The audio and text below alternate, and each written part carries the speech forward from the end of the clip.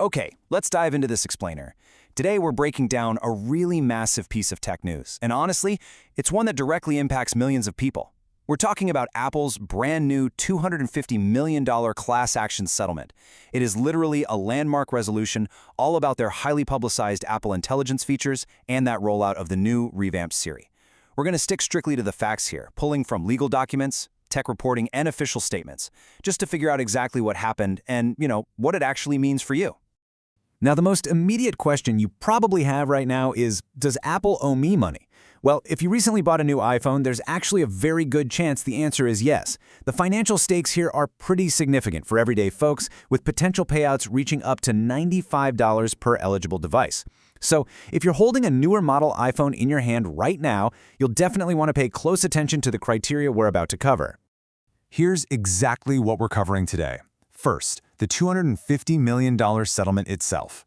Second, are you eligible? Third, how much you might actually get. And finally, when and how to claim it.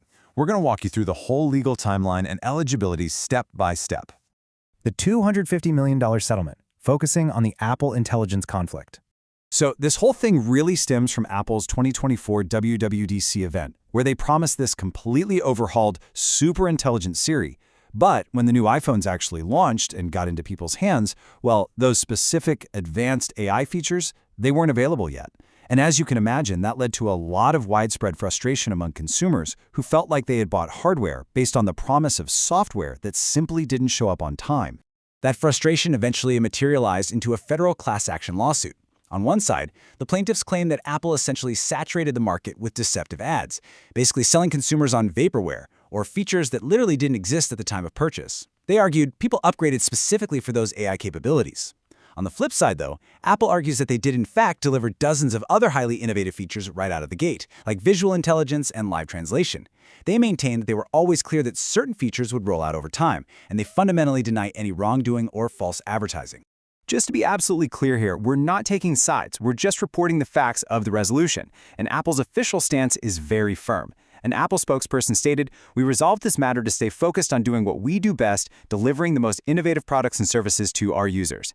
Apple maintains this settlement is absolutely not an admission of guilt. It was just a strategic decision to avoid the massive costs and distractions of a drawn-out legal battle so they could get back to focusing on product development. Section 2. Are you eligible? Checking your device. Now, what's really interesting about this slide is the sheer scale of the device criteria we're about to look at. 36 million. Yep, that is the estimated number of eligible devices out there right now. It's a massive, massive scale. We're talking about a huge chunk of the smartphone market here. Because this pool is so large, there's a really high probability that you, or maybe someone you know, falls right into this group. Okay, here is the definitive list of eligible devices. Seriously, check your phone right now. The settlement covers the entire iPhone 16 alphabet soup. That's the base 16, the 16 Plus, the 16 Pro, the Pro Max, and the 16e. But wait, it also includes the iPhone 15 Pro and the iPhone 15 Pro Max. You might be wondering why the 15 Pro models? Well, because those were the specific, previous generation devices that actually had the internal hardware capable of running those promised Apple Intelligence features. But hold on, having the right phone is only the first piece of the puzzle. There are some incredibly strict parameters around when and where you actually bought it. To qualify for the settlement, your device absolutely must have been purchased within the United States. And it has to have been purchased within a very specific window, between June 10, 2024 and March 29, 2025. Honestly, if you bought your phone outside of the US or outside of those exact dates, you are unfortunately excluded from this particular settlement. Section 3. How much you get.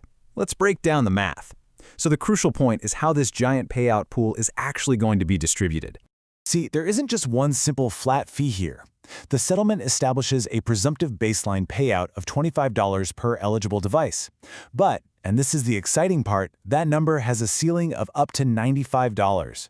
That is a really significant bump compared to your typical tech class actions, which, let's be real, usually pay out like $3. To back up those numbers, we can actually look directly at the legal filings from the Clarkson law firm who represented the consumers in this case. They state the $250 million non-reversionary common fund will provide class members who timely submit approved claims with a presumptive per-device payment of $25. Now, in legal speak, non-reversionary is a big deal. It means that any unclaimed money doesn't just magically go back to Apple. The entire $250 million, minus legal fees of course, has to be paid out to the consumers who file valid claims.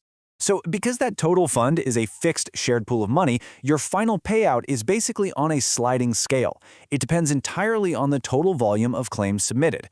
Think of it like this. If out of those 36 million eligible users, only a tiny fraction actually take the time to do the paperwork, well, the payout per person is going to slide way up closer to that $95 maximum.